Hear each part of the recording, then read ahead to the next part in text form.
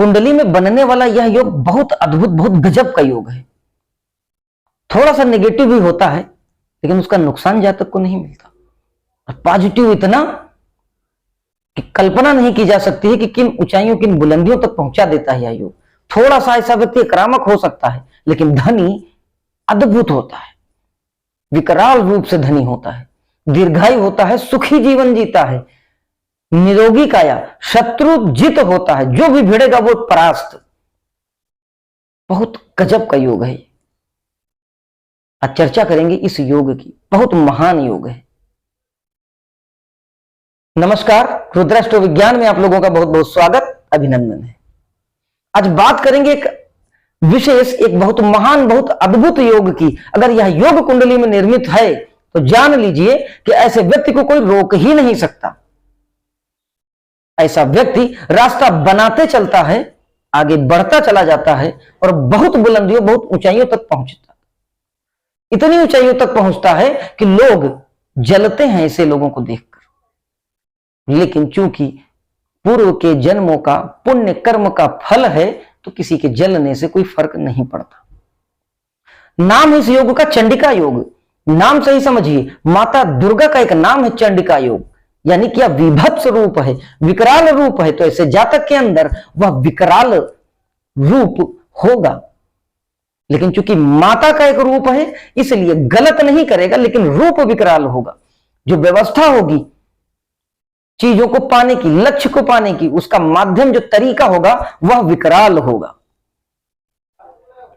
समझते ही क्या होता है चंडिका योग और कब निर्मित होता है, क्या शर्तें होती हैं।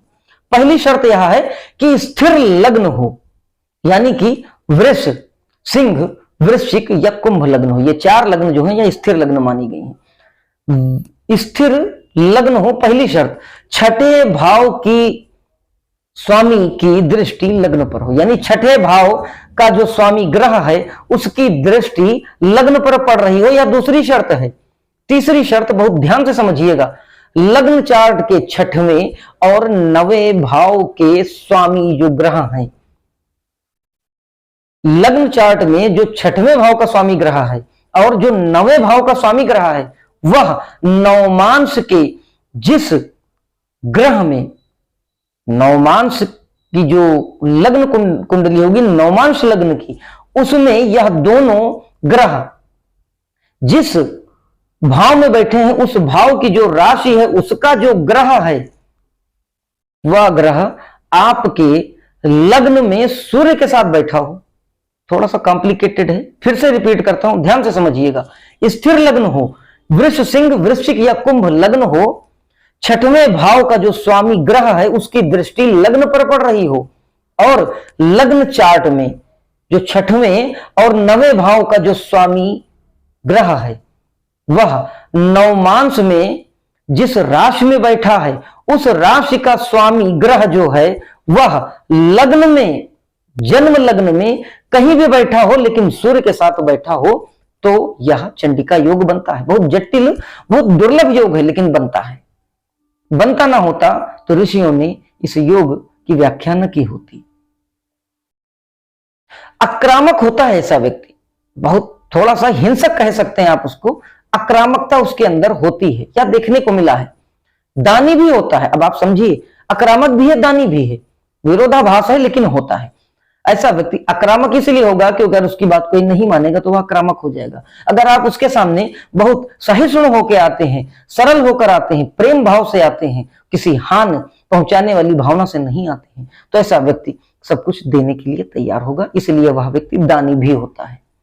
धनी गजब का होगा, मंत्री या मंत्री समान पद निश्चित मिलता है ऐसे योग में।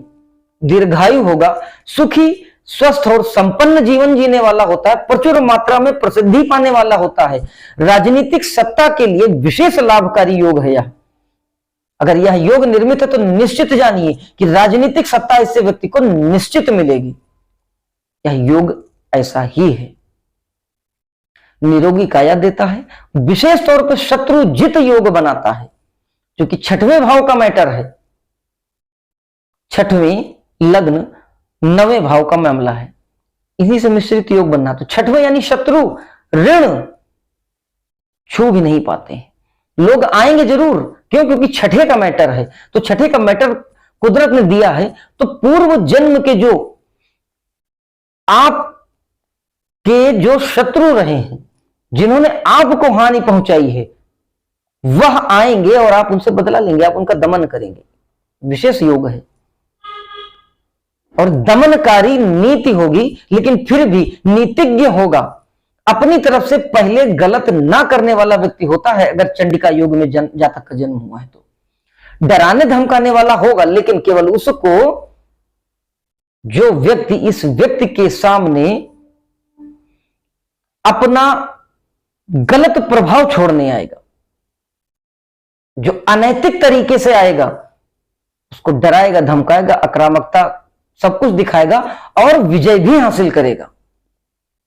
थोड़ा सा ध्यान रखने वाली बात क्या है कि छठवें भाव की बात हो रही है कि छठवें भाव का स्वामी देख रहा हो लग्न को, तो छठवें भाव का स्वामी लग्न को देख रहा है तो किस राशि में बैठ के देख रहा है? अगर मित्र की राशि में बैठ के देख रहा है, उच्च का होकर देख रहा है, तो विशेष फलदायी होगा। शत्रु राशिस्थ है या वह 6th हाउस का लॉर्ड जो है वह कमजोर स्थिति में है, तो फल में थोड़ा सा उतार चढ़ाव हो सकता है। इसी तरह से अगर लग्नेश की स्थिति बहुत कमजोर, लग्न स्थिर है लेकिन अगर लग्नेश कमजोर हो गया, यानी आप स्वयं कमजोर हो गए, तो उसका भी प्रभाव दिखेगा। लेकिन यह उपाय करने पे इन सब चीजों को नियंत्रित किया जा सकता है, संतुलित किया जा सकता है। बहुत प्रभावशाली योग है, ऐसे लोग बहुत सफल होते हैं, इनका एक मकाम होता है। हालांकि समाज में अगर बृहस्पति की स्थिति कुंडली में बहुत अच्छी नहीं है, तो समाज में ऐसे लोगों की छवि अच्छी नहीं होती, लोग इनसे डरते हैं, लेकिन इनके सामने बोलने का साहस किसी व्यक्ति में नहीं होता। चंडिका योग का यही फल है। अगर किसी की कुंडली में ऐसा कोई योग बन रहा है लेकिन उसको लाभ नहीं मिल रहा है, हमसे संपर्क करिए, हम उपाय बताएंगे, आप उपाय करिए, निश्चित लाभ मिलेगा। आपसे एक और निवेदन है, हमारे चैनल को ज्यादा से ज्यादा लाइक करवाइए, सब्सक्राइब करवाइए, शेयर करवाइए। अगर आपको लगता है कि ज्योतिष के माध्यम से हमारा चैनल आप लोगों तक सही सटीक जानकारी पहुंचा रहा है, तो इस नेक काम में आप हमारी सहायता करिए। इन्हीं विचारों के साथ इस वीडियो को यहीं विराम देता हूं। अगले फिर किसी लाभकारी वीडियो में आपसे भेंट होती है, तब तक के लिए जय महाकाल।